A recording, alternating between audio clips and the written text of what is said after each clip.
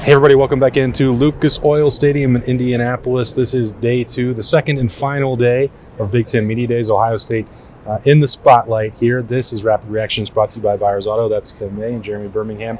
I am Austin Ward. So a lot of ground to cover with these Buckeyes. The unanimous, I believe, pick to win the Big Ten.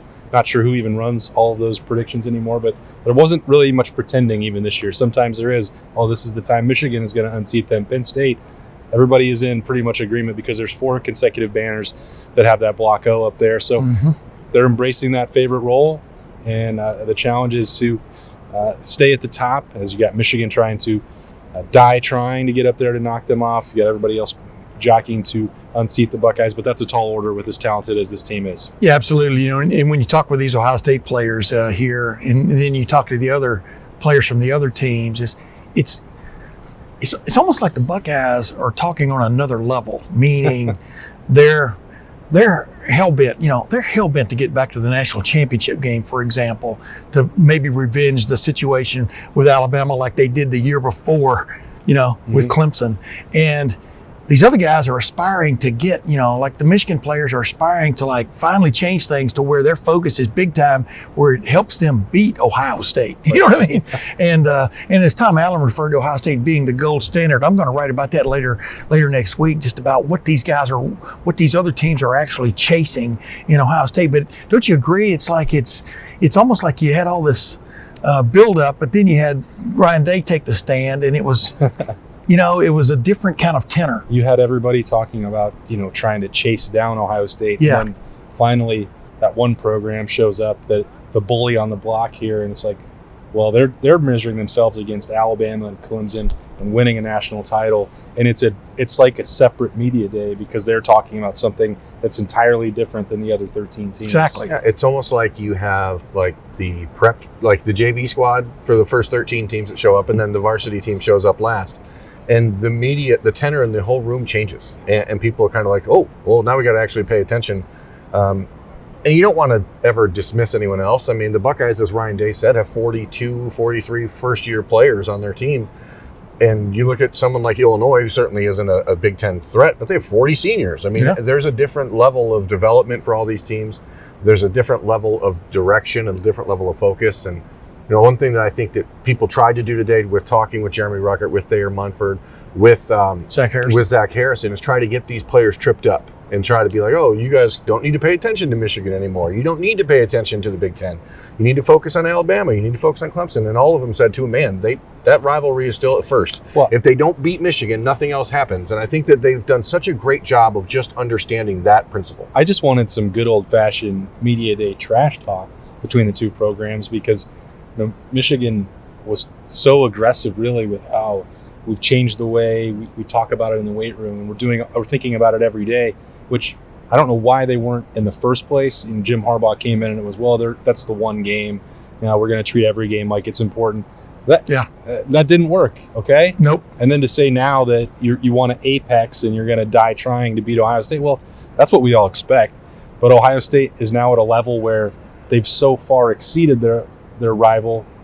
They can still talk about it the same way they always do because it works for them, but they don't have to return fire. There's not the bragging rights are pretty firmly entrenched in their corner, so they don't have to do much else. And it's interesting, like Jeremy just pointed out. I mean, some of these teams have transformed themselves twofold in some respects. Said they had 33 guys that are different players from last year to this year. Exactly. 25, you look at Rutgers, all the transfers they've gotten from the transfer portal.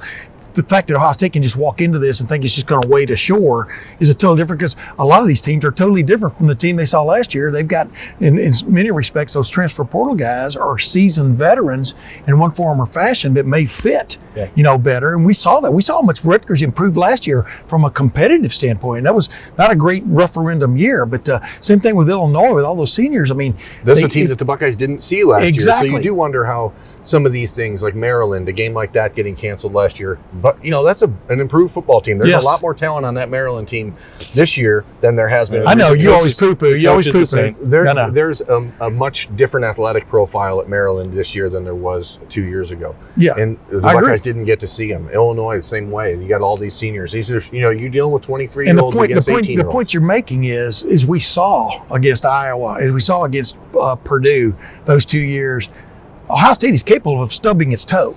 I mean, Any team is. we saw it happen against inferior teams, in my opinion. That had some guys making remarkable plays, but all of these guys all these teams have gotten better in that regard of giving Ohio State a test. And like Jeremy's pointing out, and you guys have pointed out all the time, Ohio State's got a target on its back all year long. Yeah. I mean, Tom Allen refers to it as the gold standard in the Big Ten. They're the gold standard. They're the apex. They're the king of the mountain. Exactly. I mean, all the different euphemisms that you can hear. That means people are aiming at you. They're aiming. And I think that actually helps Ohio State stay focused on the Big Ten. Because in years past, under Urban Meyer, the idea was no one in this league is good enough to beat you regularly. And it allowed for you to kind of overlook things. And then when you see Urban Meyer and the sloganeering, right? The chase, the grind, all these things. Yeah. It's still about game one. And Ryan Day said that first and foremost when he was on the podium, earlier on Friday. They got to go out and beat Minnesota or nothing else matters. Yeah. And I think they've done a really good job of keeping themselves focused on the present while letting us talk about how I great want to say something else, but this is what impresses me about talking to these guys, Thayer Munford, Zach Harrison, and Jeremy, like we all did today, is, you were standing there when they're talking about day to day. They're talking about, they literally know what it takes. Yeah. They know it's day to day. They know it's rep to rep. Zach Harrison talking so much about not wasting one rep. Yeah. See, that's the difference, in my opinion, between them and a lot of these other people who are, quote, chasing them. Yeah. They understand what it takes.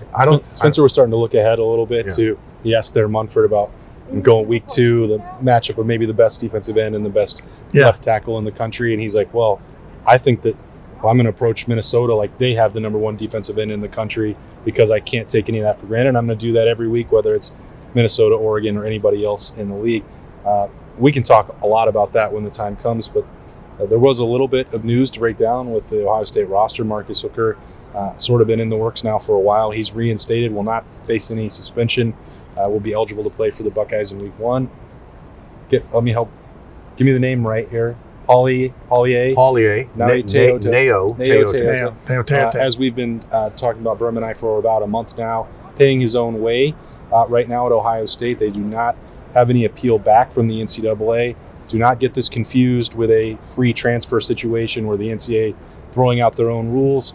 This is an eligibility issue for the USC transfer that they're trying to work through. So don't lump those two together. There's a reason why we've been saying it's not 100% that he will join Ohio State this fall, although clearly both parties are working to make that happen. Yeah. No other major moves on the roster this summer. No announcement of a starting quarterback today. There probably won't be one by August 15th. Yeah, there might be. I'm kind of in a camp that I think that Ryan Day is not going to play any games with this. I don't think he can afford to, but I think he wants it clear in his mind before he does it. Like, we were sitting there the same thing with Justin Fields 2 years ago. But when the time was right, he said Justin Fields. Exactly. Right? I think that'll be the situation. So those are the big ones. Berm, anything else that jumped out to you? No, I think it's really just another reminder of how incredibly unique the Ohio State football program is. And I was just talking to Thayer Munford after they were done.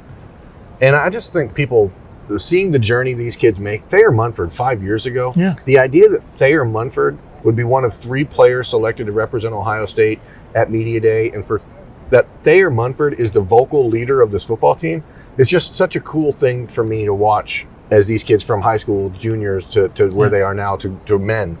And I just think it's a testament to what college sports is supposed to be about. And I see a lot of players out here, and they're all just, very different. You look at the different rosters, right? The different makeup. One of the receivers over there talking right now has a giant, diamond encrusted. That's just not the way it is at Ohio State anymore, right? And I just think it's really cool to see. That's what I've always liked about college football, guys, is they come, they play, and they go. And this idea that you have a career as a college football player, which is kind of like moving more and more toward that realm. You should get paid. You should name, image, and likeness, whatever, a union and all this kind of stuff. It's finite. I mean, the career, and like Jeremy said, it is so cool to watch a guy come in one way and leave another. Like Jeremy Ruckert, has grasped the idea of being a leader. Zach Harrison has taken these guys under his wing, the Tui Moloau and Zach Harrison was Jack the kid Sawyer. who, in the recruiting process, is probably one of the 3 or 4 recruits I've ever covered who hated the process more than anyone. Yeah, and didn't want to talk to anyone. Even today said, somebody asked him how he felt about the media, and he said, I don't really like you guys. And I think it's awesome. But he's out here and he said, hey, and I was joking with him. I said, Zach, why would you say that? And he's like, would you rather me lie to people or should I tell the truth? I'm like, well, I guess we're past that era in Ohio State football where it's just talking points, and now it's like these guys actually get to be themselves.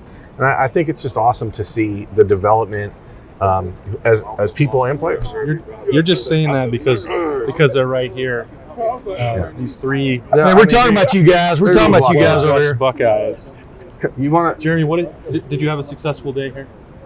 I'm just a replacement. Just a replacement. All right. Well, very humble. Anything you guys got for Chris? your hair looks great though. Yeah, Your hair looks great.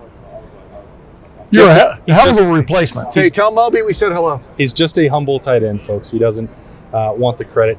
Ladad did quite well for himself as another guy that you didn't necessarily think of early in his career as becoming one of those vocal leaders. In the story that you're telling, Mickey Maratti's in dealing with Zach Harrison during that recruitment, he's like, I don't know that this guy, I don't want him. Yeah. And they still have that conversation now because didn't say a word. Obviously, that was a little bit more because he didn't enjoy the recruiting process. But it's pretty remarkable that 3 years later, you're chosen to come talk when you wouldn't say And he's a word. comfortable enough doing it. I'm going to reiterate what I've said a million times on these kind of things. This is the golden age of Ohio State football. That doesn't mean they're going to win a national championship, going to win 5 in a row. But the players they've got, the stockpile of talent is ridiculous.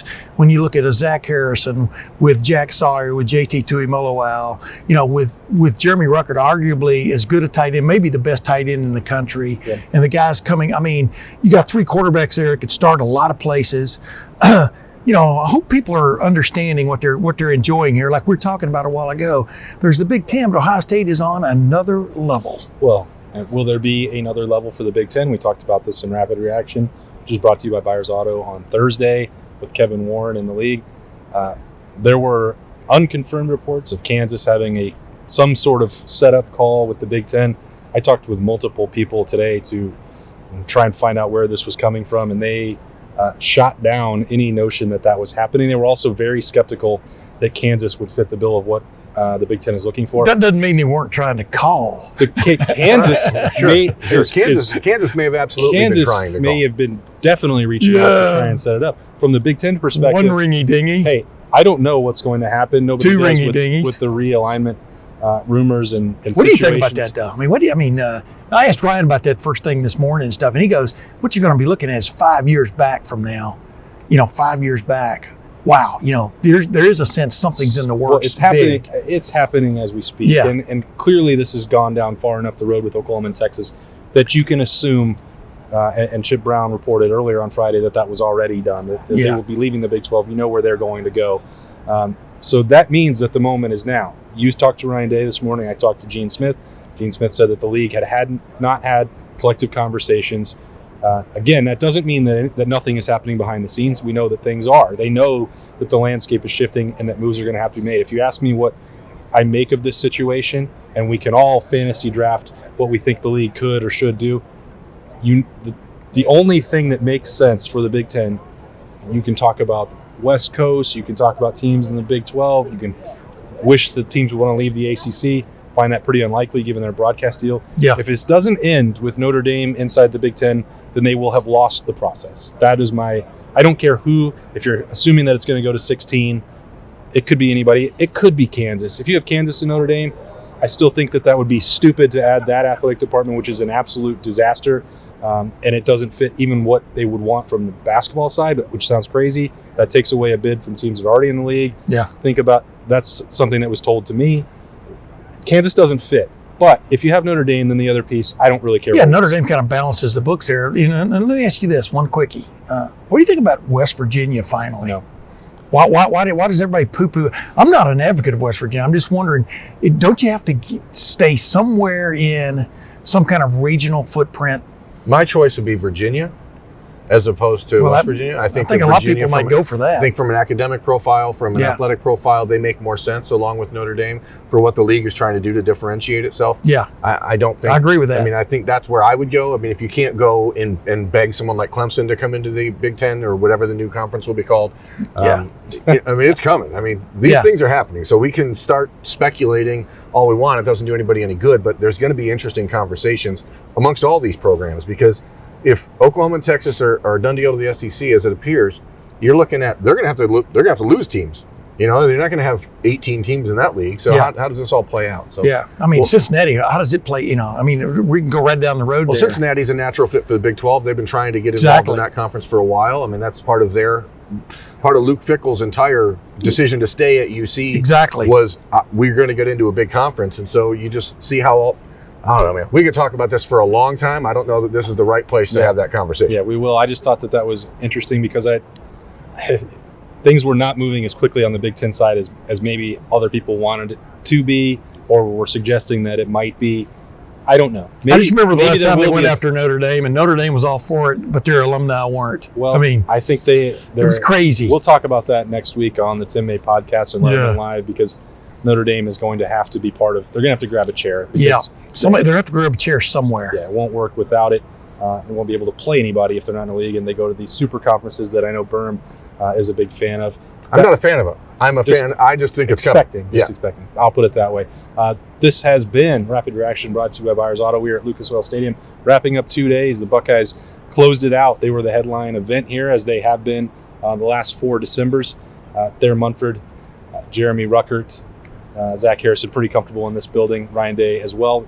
Their trophies over in that corner. They put their hands on it. They recognized it well. There's the end zone where Jeremy Ruckert caught a big touchdown pass. I think it's that one. I thought it was this one. I think the one-hander was down there. Yeah. He told I think it's this one right here. He told me it was that one. But there's it doesn't press matter. box up there. It doesn't matter. It really- was this building. It happened in this building. It was an end zone. And the good thing for Ohio State, they didn't have to come from behind today. And how about Indianapolis putting on the Big Ten Media Days right in the middle of the thing there? They got the end zones. They're trying to keep this championship game, aren't they? They rolled out. How about that? How about that idea? That's another thing we got to talk about. That's another We'll podcast. talk about that later. Are you kidding me? Is all I'm saying Come about on, that Kevin. one. Be nice. We were told to be nice today. That's Tim May and Jeremy Birmingham. I'm Austin Ward. Thanks for joining us. Football season is around the corner. About 10 days until camp opens in Columbus. We will see you there. Full coverage of the Buckeyes all year at lettermenrow.com.